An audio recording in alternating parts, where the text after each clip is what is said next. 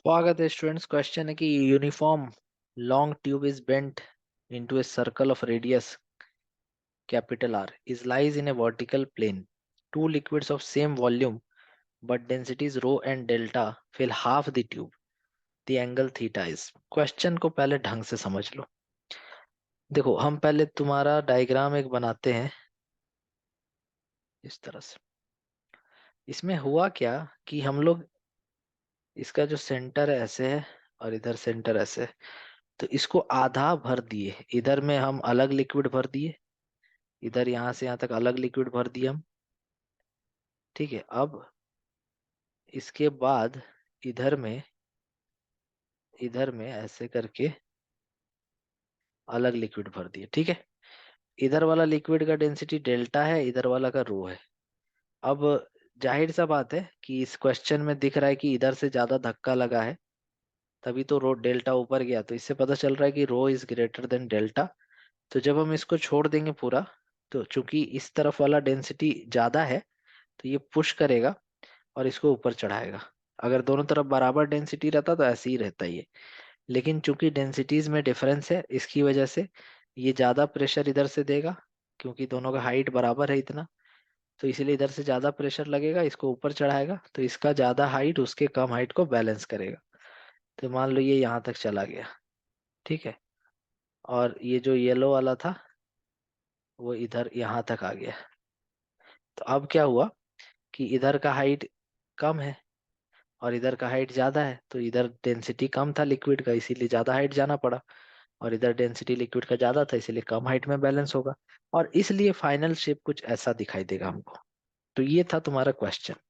तो बोल रहा है कि इसमें से थीटा का वैल्यू हमको चाहिए। देखो, हम बना के दिखाते हैं तुमको। जो यहाँ पर वर्टिकल लाइन तुम देख रहे हो, ठीक है, ये वर्टिकल लाइन है। ये वर्टिकल लाइन पे प्रेशर बराबर है। ठीक है, और ये जो बीचों बीच वाला लाइन जो ऊपर चढ़ गया था वो है, मतलब कि इस पूरे पार्ट में रो लिक्विड है, और इस पूरे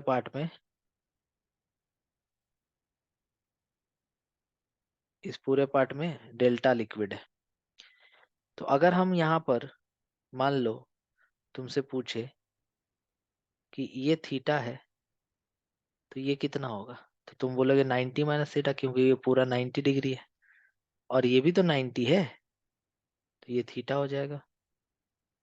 ठीक है, और ये 90 माइनस थीटा हो जाएगा। तो ये थीटा हो जाएगा और ये 90 माइनस थीटा हो जाएगा। ठीक है, अब हम एक काम करते हैं, ये हाइट हम निकाल लेते हैं। ये हाइट जो होगा, ये हाइट बहुत आराम से हम निकाल सकते हैं। जैसे ये आर है ना, रेडियस, तो ये बेस है, तो ये परपेंडिकुलर होगा, तो ये हो जाएगा आर साइन थीटा। ये हाइट हम निकाल लिए। सेम उसी तरह से हम लोग यहाँ पर ये वाला हाइट भी हम निकाल लेते हैं। ये हम कैसे निकालेंगे, देखो, ये रेडियस आर है, ये तो आर ही है ना, रेडियस ही तो है यहाँ से यहाँ तक ये वाला। ये आर है, ये बेस हो जाएगा, और ये परपेंडिकुलर हो जाएगा किस एंगल के लिए, 90 माइनस थीटा के लिए। तो ये हो जाएगा आर साइन 90 माइनस थीटा। ये दोनों निकाल लिए। आर साइन 90 माइनस थीटा क्या होता है, कॉस थीटा। तो देखो, इसके ऊपर पूरा यहाँ से यहाँ तक का हाइट हमको पता चल गया। तो यहाँ से लेके यहाँ तक का हाइट हो गया r cos theta plus r sine theta. ये हम निकाल लिए, जिसमें कौन सा लिक्विड है, डेल्टा लिक्विड है। अब हम आते दूसरे तरफ, ये एंगल थीटा है। ठीक है, देखो, अब हम एक काम करते हैं, इधर वाला मिटा देते हैं। ठीक है ना, अगर तुमको फोटो लेना है तो ले लो, ताकि ज्यादा अच्छे से एक्सप्लेन कर पाए। तो इधर वाला हम सब इरेज कर रहे हैं, नहीं तो फिर कंफ्यूजन होने लगेगा। ठीक है ना, चलो।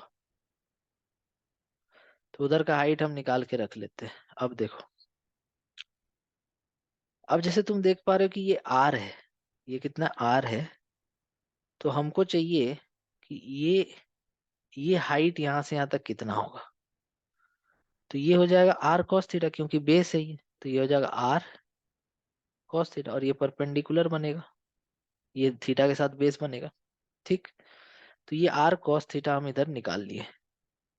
चलो, तो ये भी हमको पता चल गया इधर का।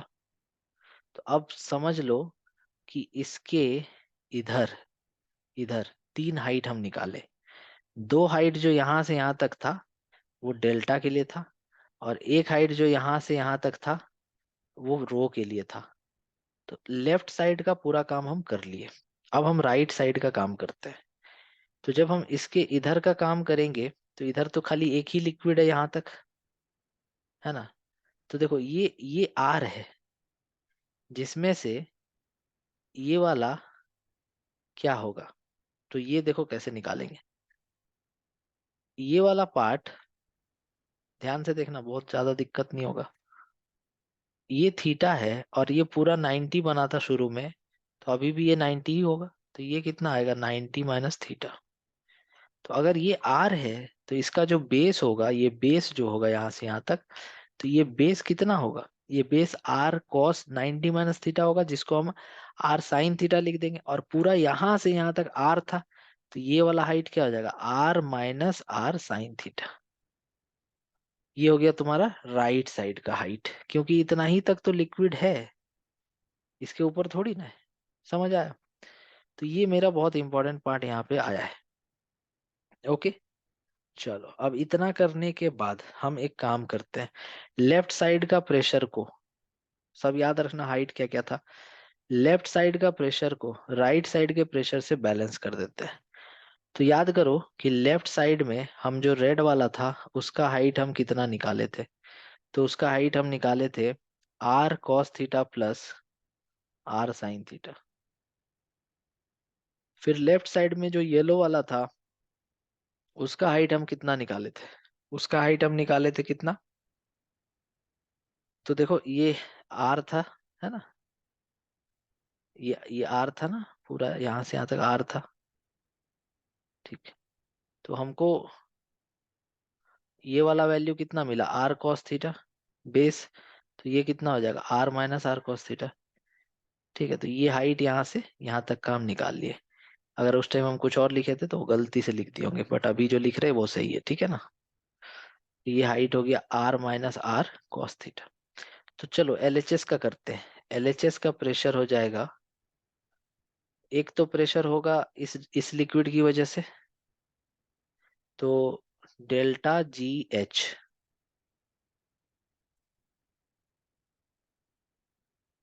प्लस एक प्रेशर हो जाएगा इस वाले लिक्विड की वजह से।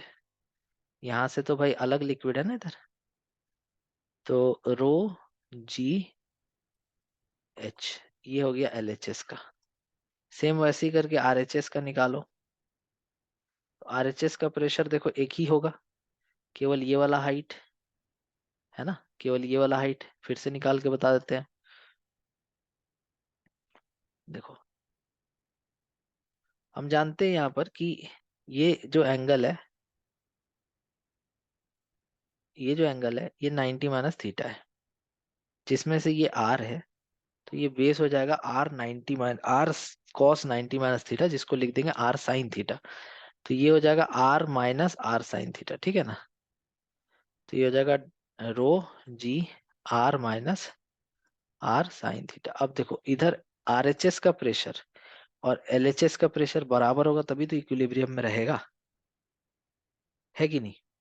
आरएचएस का प्रेशर और एलएचएस का प्रेशर बराबर होगा तभी तो इक्विलिब्रियम में रहेगा। तो एट लास्ट जो मेरा इक्वेशन बन रहा है वो कुछ ऐसा बन रहा है, डेल्टा जी आर कॉमन ले लो, cos theta plus sine theta, और यहाँ से rho g R 1 minus cos theta is equal to rho g R 1 minus sine theta.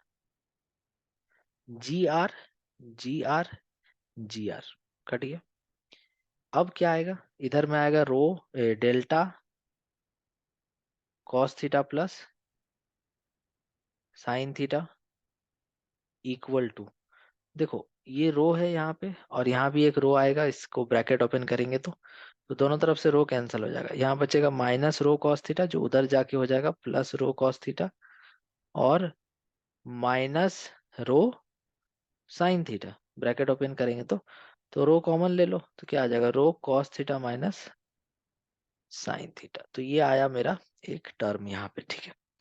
हमको तो थीटा का एंगल चाहिए, थीटा से मतलब है यहाँ पे, तो थीटा से मतलब है तो क्यों ना हम साइन वाला और कॉस वाला को एक तरफ कर दे। तो सपोज करो कि ये साइन है और इधर से साइन आ जाएगा तो प्लस हो जाएगा, साइन थीटा कॉमन ले लेंगे तो क्या बचेगा, डेल्टा प्लस रो। और ये कॉस थीटा उधर जाएगा तो माइनस हो जाएगा, तो रो माइनस डेल्टा और कॉस थीटा कॉमन आ जाएगा, इतना आया। अब हम sine theta by cos theta को क्या लिख सकते हैं, tan theta. So tan theta equals to आ जाएगा rho minus delta by rho plus delta. तो यही मेरा फाइनल आंसर हो जाएगा। So tan inverse rho minus delta by rho plus delta, बिल्कुल सही आंसर है। तो इस तरह से इस क्वेश्चन को लास्ट में जो आया है उसको तुम ऐसे लिख दो ना, theta equals to tan inverse कर दो और rho minus delta by rho plus delta कर दो। सो ये फाइनल आंसर आ जाएगा।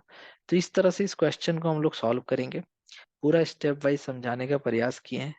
आई होप तुमको ये क्वेश्चन समझ में आ गया होगा। Thank you.